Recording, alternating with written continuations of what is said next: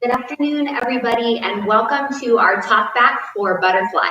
My name is Julianna Slager. I am the co-founder and artistic director of Ballet 58, and I'm here today to answer questions about the online butterfly performance that many of you either just watched or maybe are watching over the next couple of days.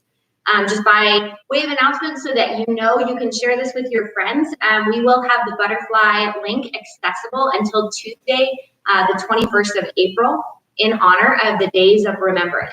So if you'd like to share the performance with friends and family, we would really appreciate it. So feel free to share that link. So for now, I wanted to get started with a list of questions that we already have. But if you want to ask a question yourself, feel free to drop it in the comments. And my team is going to send those to me in real time. So we'll try to answer as many questions as we can over the next about 30 minutes or so. If you're watching this after the fact, feel free to put a question in the comments, and I'll try to get to as many of your questions as I can over the next few days. So again, my name is Juliana, and it's a pleasure to be with you guys this afternoon. So our first question from the audience was about the use of sound in the ballet. So if you've already seen the piece, you know that there's a lot of different usages of sound. There's music, of course, which you would expect in a ballet, but there's also really strategic uses of silence and sound effects. And the sound design was a very intentional part of the process of creating Butterfly.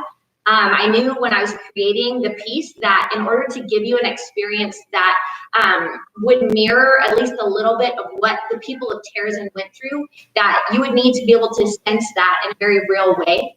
So during my research, I tried to write down as many of the sounds that were talked about in some of the source material as I could. One of the sounds that was brought up a lot was the sound of a train. The train was constantly coming into Terrazin, bringing new people, and then leaving, many times going to concentration camps such as Auschwitz and others. So I knew that that sound of the train brought with it both fear and sometimes even a strange sense of relief if your family member, for instance, was at another camp and then you were reunited. So the train plays a large role in kind of the ups and downs of the people of Terrazin. Another sound that you hear in the ballet is the sound of screaming. That is kind of a device that I thought was important for this ballet. Most of the time, ballets are silent and the performers don't speak. But I think in a moment of anguish and suffering that is, I guess, something that we relate to on such a visceral level is the sound of that scream. So there are certain moments where the people of Terrazin feel their anguish through their just guttural screams that come out while they're dancing. One of those moments is at the end of Pas de Deux, where two of the Jewish people who are a young married couple, they're going back and forth through sickness and depression and frustration in this piece. And then at the end, the young wife actually passes away very tragically, and her husband lets out this incredibly just haunting scream. And I think it gives us an idea of the depth of sorrow that you can really only experience through that vocalization. There's a few other different sounds. There's the sound of feet, stomping, and actually in the live version, there's even more percussive use of footwork by the dancers. We could only preserve certain moments in the film version just due to our limited technical capacity. But if you see this live or if you've seen it, you know that there's a lot of stomping and clapping and just a lot of very earthy noises that I think lend themselves to understanding kind of the depth of the experience that we're in. It's not a polite experience. It's not a quiet experience. It is full of sound. It's full of smell. It's full of very, I think, multi-sensory moments for the people of Terrazin. So the next question that is coming up from us today from our audience is to say that what did the dancers feel when they are dancing ballet? I think that's such a great question, and how does that move them? So our dancers work really hard to try to characterize each of the roles that they're given. They spend a lot of time in research and development for that character.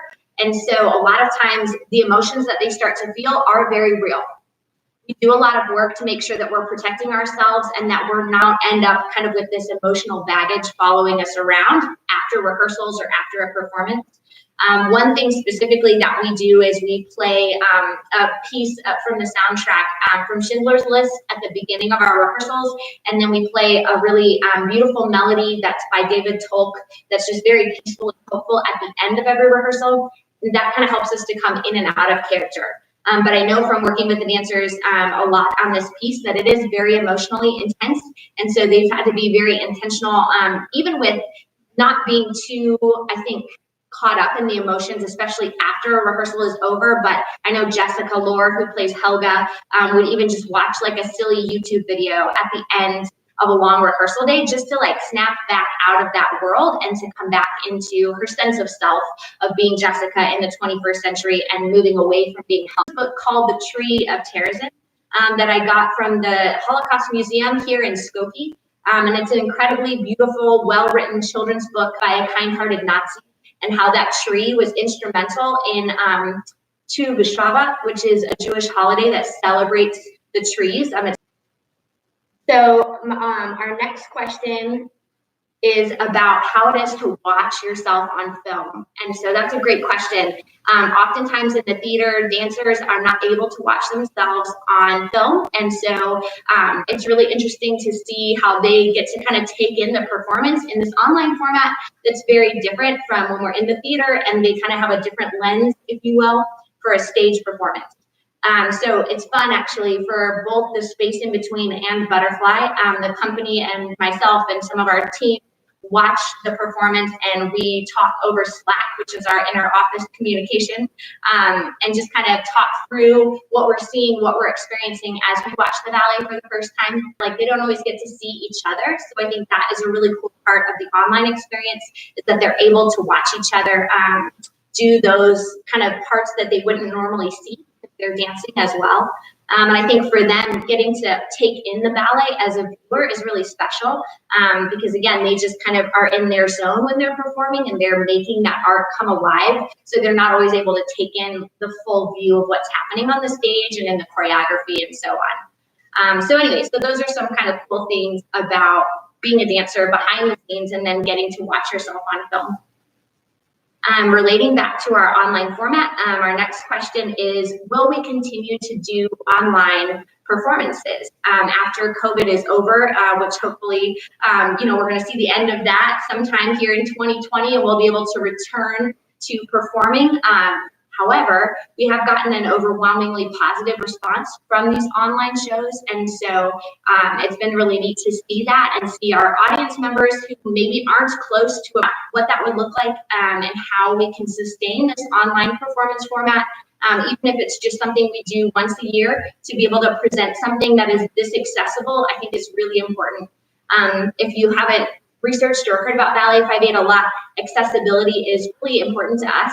We know that accessibility in arts is something that's very much needed, and that not everybody can afford to go to the theater or is close to a theater that's producing new work and things that people like Ballet 5/8 are doing. And so we're happy to be on that kind of innovative side of things, where we're bringing art directly to people's living rooms. And I think the online format, of course, has broadened that reach by quite a bit. So I do hope we're able to continue. This has been a big learning curve for us. We don't have a professional videographer. We don't have a professional editing team. All of this has been done in-house. So I think, it's been a big learning curve and a leap of faith for us as a team to jump into a new format. But I'm really grateful that we've been able to do that. And we're hopeful that we'll be able to do that and maybe even continue to grow in that area for the company in the future.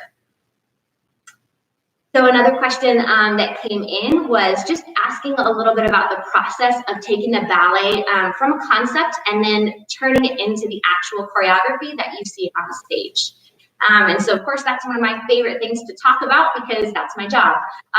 Right now, I'm moonlighting as a film director, but I'm not a film director. I am a choreographer. And so that part of this process, to me, is the most special and honestly the most fun. And it's where I feel the most alive. So just to kind of give the Cliff Notes version, every ballet that we create kind of has a conceptual phase where the artistic team is mulling through ideas and thoughts and research. And that's my main job, aside from teaching and coaching. I do a lot of research and development for the ballets, choosing themes. And then once I've chosen a theme, I have to actually write, almost like writing a play in a sense. I have to write out what the action is going to look like in terms of what scenes are going where and kind of the character arc for the main people in the story. And so that's the very first step in the process, is writing all of that out so that we have kind of a step-by-step to follow. And you know, there's varying degrees of specificity within that, and sometimes it does morph as I begin to set it in reality, but I like to at least start with the structure and a skeleton of kind of where we're going so we can move into that. From there, I usually dump a ton of research to all of the other creatives on the team. Lorianne Barclay does I have that I can send to them to give them a sense of the story, where we're going. We talk colors, we talk feeling, we talk, just environment. How do we create a world for these characters to live in, and what does that world look like, feel like, what does it taste like, what is it like to be there, to touch it, what are the senses experiencing, because all of the other elements of the ballet have to come from that kind of overall picture that we're creating as a team. For this ballet specifically, because there's poetry and because there's art and elements outside of just the dance and the music, there was even more research and even more process that had to happen there, which was pretty special. Actually, the colors for the costumes came from the colors in the children's paintings. So there's actually a book, a collection of all the I Never Saw Another Butterfly poems and paintings. And Lorianne and I looked through that book to kind of pick the color palette for the costuming. So that's a really special part of the ballet. And you see within the costumes, for instance, they start out very kind of monotone in a lot of browns and earthy tones. And as you go through the ballet, they get brighter and more beautiful. And so that shows the hope right there in the costuming of how the people of Terrazin are moving from kind of this fear and this oppression in the beginning, and how even though their circumstance gets worse, their hope actually gets brighter. And we show that really clearly and literally in their costuming. So elements like that have to be decided way in advance, because we're making all of that, 6 months to a year prior to anything really hitting the stage. And then from there, there's a lot of boiling down and distilling down. Does she react to the circumstance? What is the relationship here? Are they friends? Are they family? Have they never met? Are they becoming friends throughout the ballet? What does all of that look like? Because you have to understand relationships on a deep level in order to create choreography and storytelling that is moving and cohesive. And so they don't need to be handheld or spoon-fed. I can give them like, here's your person, here's what you need to portray, and they can put a lot of that together. And so some of that goes through me, but there's a lot of it that happens within the community of dancers themselves, where they will actually talk to each other and figure out, what is this Nazi's relationship to this one, and like, what's this Jewish person's relationship to this one, and maybe even this Nazi, which Jewish people do they dislike the most? And there's a lot of that goes into how they look at each other, how they walk past each other, how their body language changes when they're in the same room together. Those kind of elements that are subtle and small actually really set the stage for you to understand the story. So then from there, we go into the actual choreographic process. I usually bring a lot of research into that too. I'm big on preparedness, and as much as I can, I like to bring in a lot of ideas, and then kind of the team's job is to sort through those ideas with me, and they help bring clarity to that process.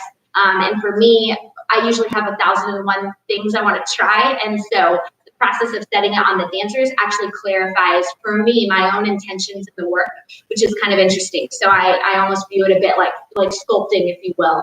And we kind of start to sculpt together, and I'll give movement phrases, and I'll watch, and I'll change. And there's a lot of fluidity and editing, and I'm very big on process, because I believe that you have got to be willing to have a deep process.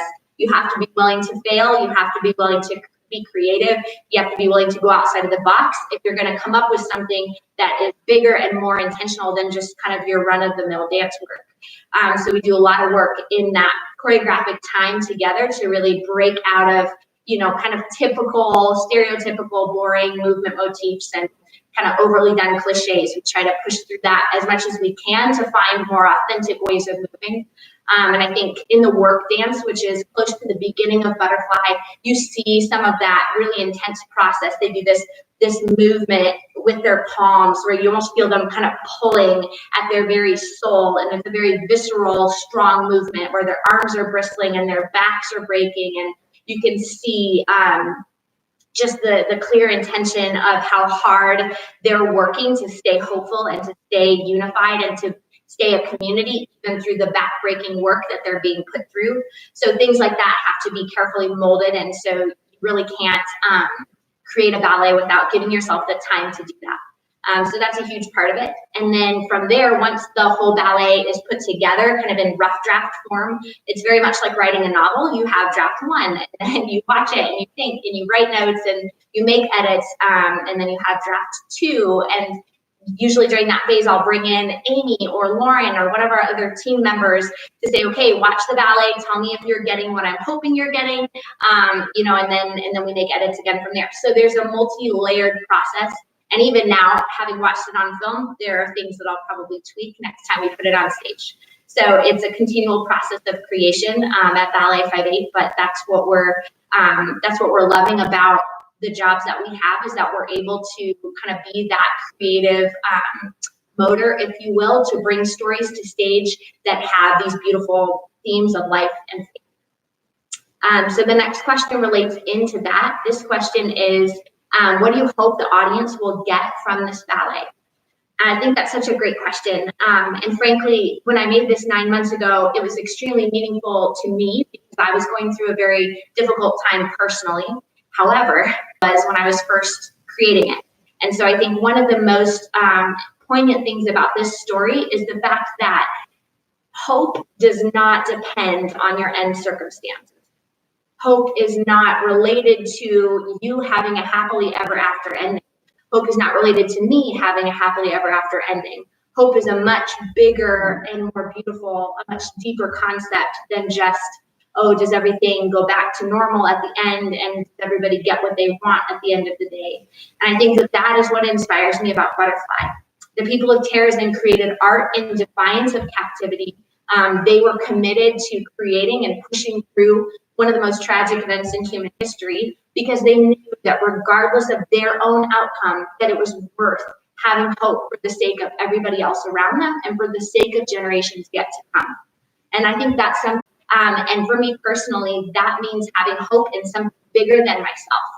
And I believe the Jewish community had that in their faith in God. And hope is bigger than me. And where is my hope found? And just to wrestle with that question, I think is a beautiful thing, and something that in this time we all have to come to terms of where is our hope, and how can we continue to share that with the people around us.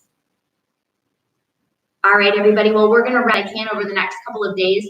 And thank you again for being here, for investing in what Ballet 5/8 is doing. Thank you for sharing hope in your way, in your community. I hope that this has given you just a breath of fresh air, that it's okay to feel the hurt, but also to put your hope in something bigger than what we can see at the present moment.